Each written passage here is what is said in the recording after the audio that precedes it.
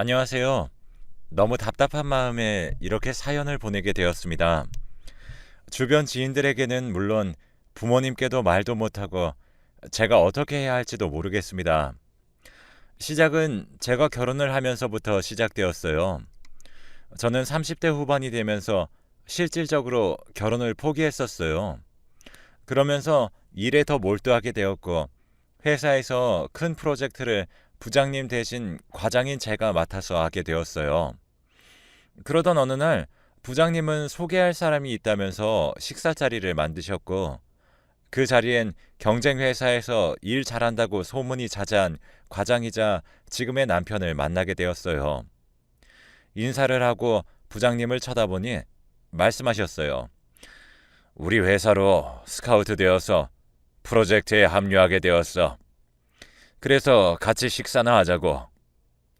이날 이후 같이 일하며 야근도 하고 서로 고생해서 그런지 감정이 조금씩 생기기 시작했고 연애를 시작했어요. 서로가 늦은 나이였기 때문에 남편은 사귄 지 3개월밖에 되지 않았을 때 결혼하자고 했어요. 하지만 전 1년은 만나봐야 한다는 생각으로 1년 연애 후 40이 넘어서야 결혼을 하기로 했습니다. 남편과 저 모두 못할 줄 알았던 결혼을 한다니 양가 부모님들께서는 반대는커녕 너무 좋아했어요. 순조롭게 결혼하고 신혼여행을 가서 남편과 미래에 대해 얘기하게 되었고 둘 다 나이가 있으니 한시라도 젊을 때 아이를 갖자고 결심했죠. 그래서 신혼여행 때부터 노력하였습니다. 하지만 아이는 금방 생기지 않더라고요. 저와 남편 모두 노산인 것도 있겠지만 일한다는 핑계로 몸을 혹사시키고 규칙적이지 않았던 것도 이유가 되었죠. 매번 기대하고 실망을 하다 2, 3년 후 남편이 제게 그러더라고요. 여보, 매번 이렇게 힘들어하지 말고 우리 같이 병원에 가볼까? 전 그러자고 했어요. 남편은 병원 가는 길에 제 손을 꼭 잡아주며 여보, 당신보다 더 소중한 건 없어. 아기도 삼신 할매가 점지한다고 하잖아. 나는 아기 없어도 여보랑만 함께 한다면 괜찮아. 그러니 너무 걱정하지 마. 라고 하는 남편의 말에 저는 눈물을 흘렸어요. 병원에서 이것저것 검사를 하고 본격적으로 인공수정을 준비했어요. 너무 힘들더라고요. 회사를 그만둘까도 고민했어요. 하지만 쉽게 그만둘 수가 없더라고요. 지금의 내 상황도 너무 힘들지만 내 청춘이 담긴 회사 생활은 정말 치열하게 살았다, 열심히 살았다라는 훈장과도 같은 거였거든요. 남편도 그런 제 마음을 눈치챘는지 회사를 그만두는 건 어떠냐고 묻지도 않았어요. 오히려 너무 힘들면 인공수정을 그만하자고 하더군요. 아이는 부부가 같이 가지는 건데 저만 너무 힘든 것 같다면서요. 제 손을 꼭 잡아주며 자기는 괜찮다고 아이 없어도 괜찮으니까 너무 노력하지 않아도 된다고 하더라고요. 얘기를 듣는데 감정이 너무 복잡했어요. 남편 말대로 다 포기하고 싶은데 저에게 한없이 다정하고 배려 많은 남편의 아이도 가지고 싶었거든요. 울면서 남편에게 사실 나 몸도 마음도 너무 힘들어. 하지만 내가 포기가 안 되는 이유는 당신 닮은 아이, 그 아이에게 당신에게 받은 사랑, 배려 모두 알려주고 싶어. 사람들이 아이 키우는 게 쉽지 않다고 하지만 지금까지 내가 임신하려고 고생했던 날들을 떠올리면 항상 당신이 힘이 되어주고 든든했어. 그래서 포기가 안 돼. 남편은 제 얘기를 듣고 소리 없이 울더군요. 그리고 서로 말은 안 했지만 무언의 언어들이 오고 갔다고 해야 할까요?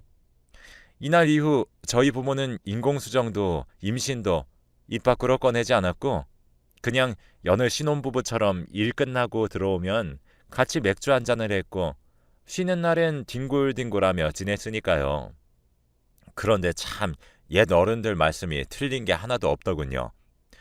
평소와 같은 날인데 평소와는 다른 컨디션, 너무 힘들고 축축 처지고 잠이 쏟아지더라고요.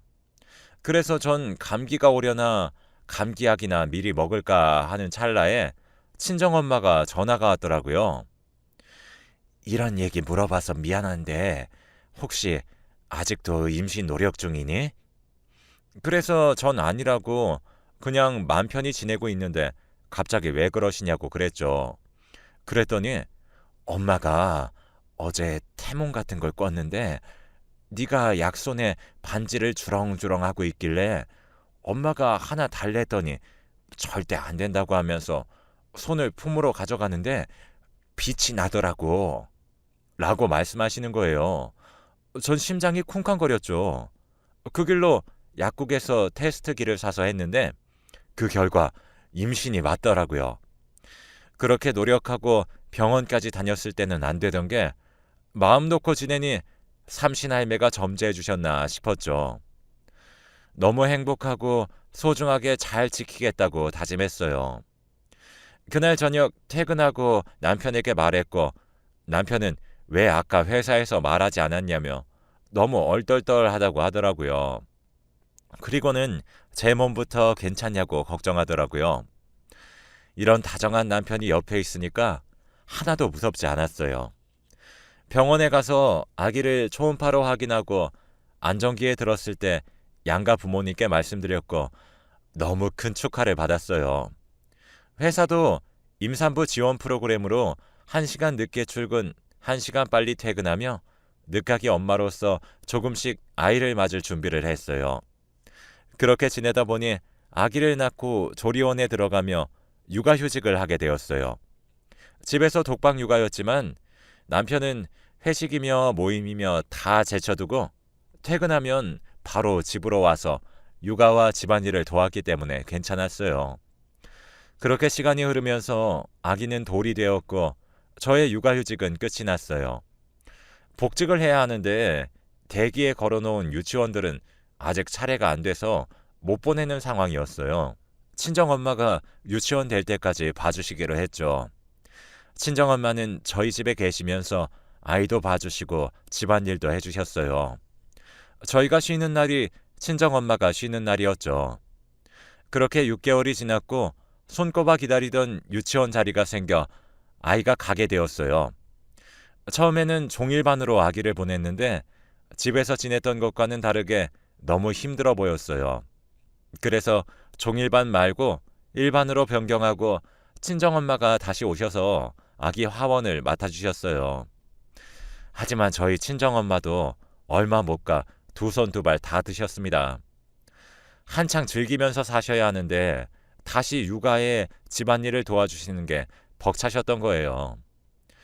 친정엄마께 너무 죄송하지만 아기를 볼 사람만 구할 때까지 기다려달라고 하고 구하는데 요즘 잘 안 구해지더라고요. 일을 그만둬야 하나 하는데 남편이 육아휴직을 하겠다고 하더라고요. 전 남편에게 괜찮겠어?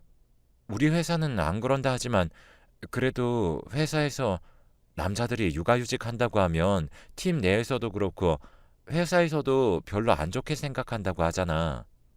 그랬더니 남편이 그래도 상관없어. 당신이랑 우리 아기 위해서 선택한 거고 복귀해서도 부당한 대우를 받게 되더라도 나는 당신이랑 우리 아기 생각하면서 버틸 거야. 그리고 이 선택 후회 안 해. 라고 말해 주었죠. 남편의 확고한 생각에 저는 동의할 수밖에 없었고 남편의 육아휴직은 시작되었어요. 저도 힘들어 하시는 친정엄마보다 남편이 집에서 아이 등하원과 집안일을 하는 게 마음이 훨씬 편했고요. 제가 출근을 하면 아이가 하원할 때 남편이 영상통화를 걸어오곤 했죠. 아이와 놀고 있는 모습이라든지 함께 간식을 먹는 모습을 함께 보면서 행복했어요. 쉬는 날에는 같이 육아하고 집안일하고 참 행복했었어요. 하지만 언제부터인가 연락이 줄었더라고요. 처음엔 일주일이면 일주일 내내 영상통화를 했는데 일주일에 5번, 3번 이런 식으로 말이에요. 아이와 함께하면 정신이 없으니까 연락 못할 수도 있지 하며 이해했어요. 제가 먼저 연락할 때는 혹시라도 아이랑 뭐 하는데 방해하는 걸까봐 문자로 먼저 연락한 뒤에 남편이 문자를 보고 영상통화를 하던 전화를 하던 그런 시기였어요.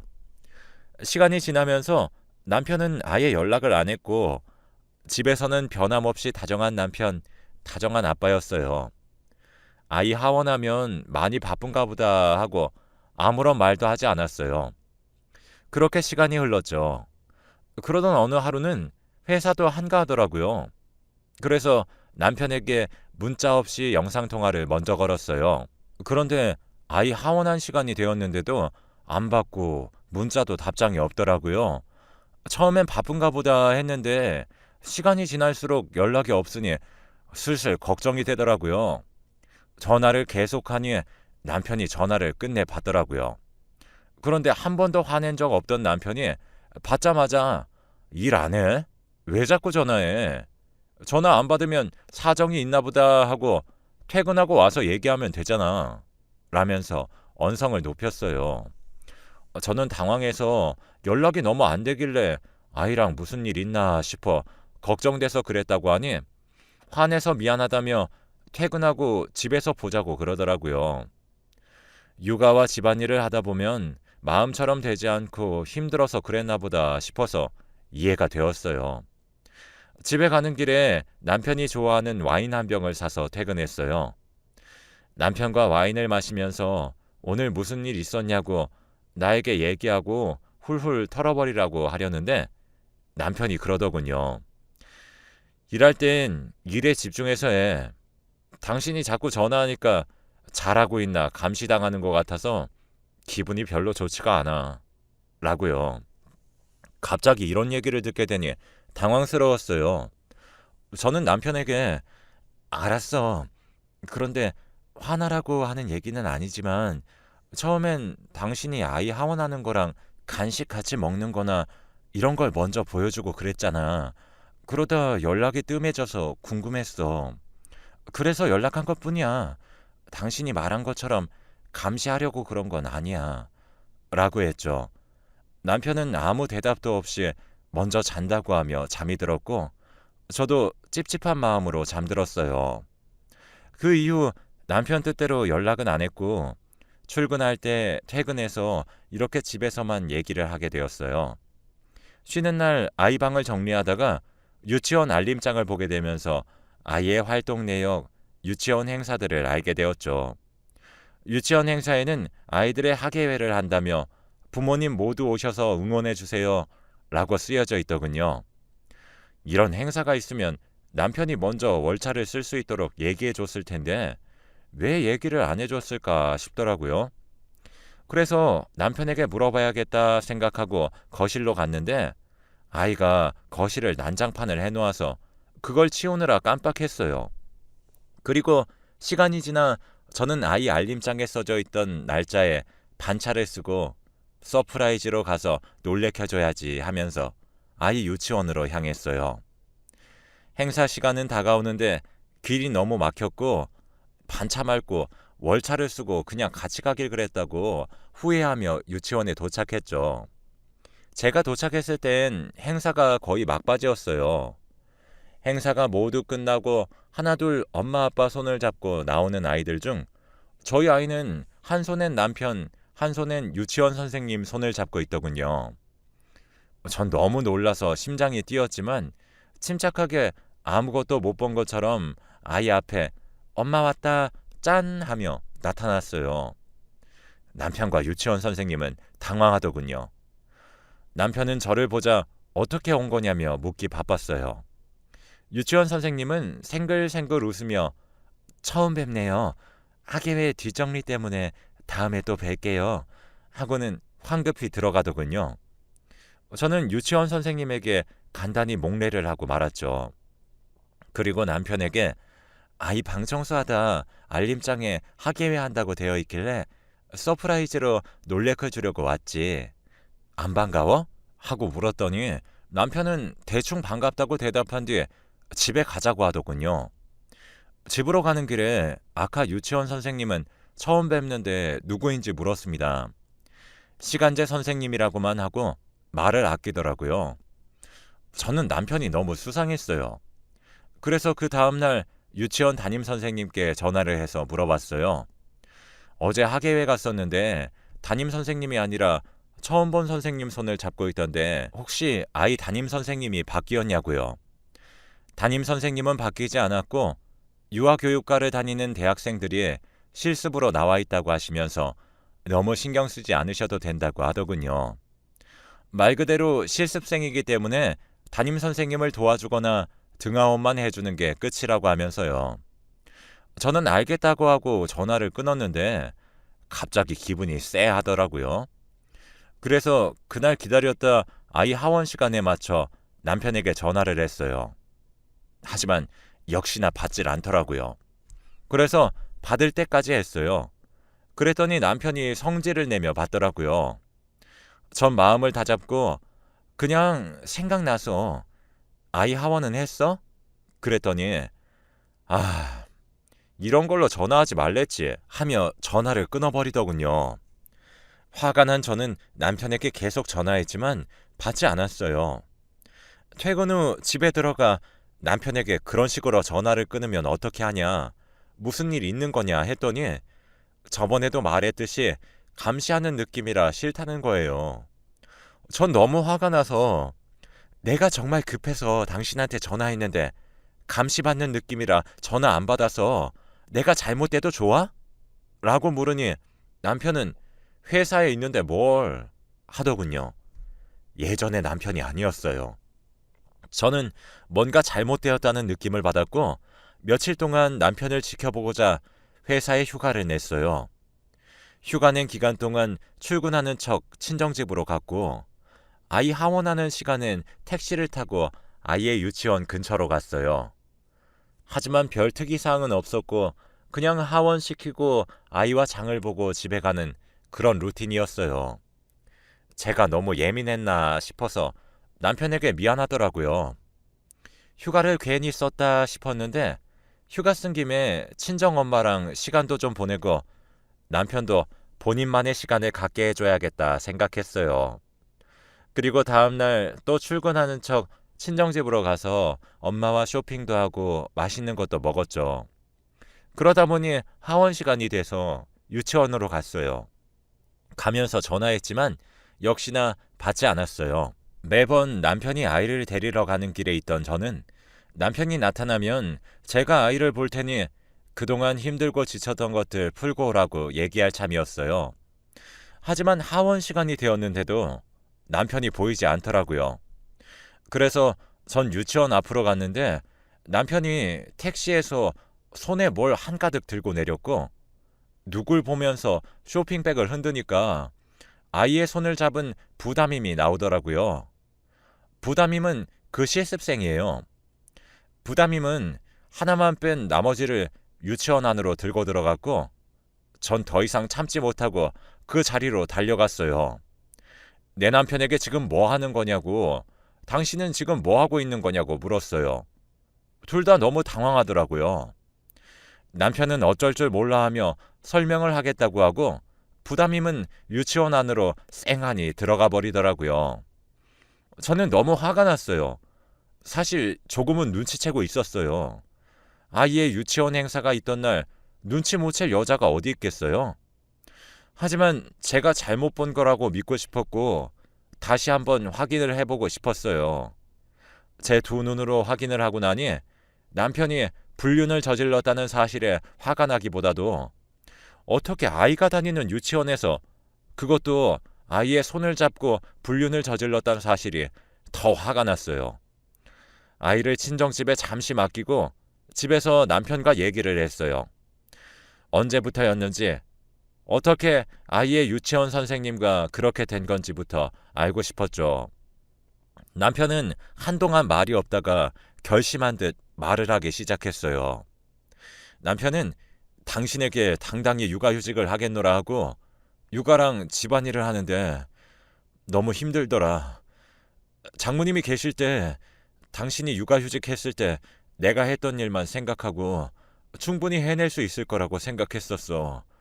하지만 막상 나 혼자 오롯이 육아와 집안일은 벅차더라고.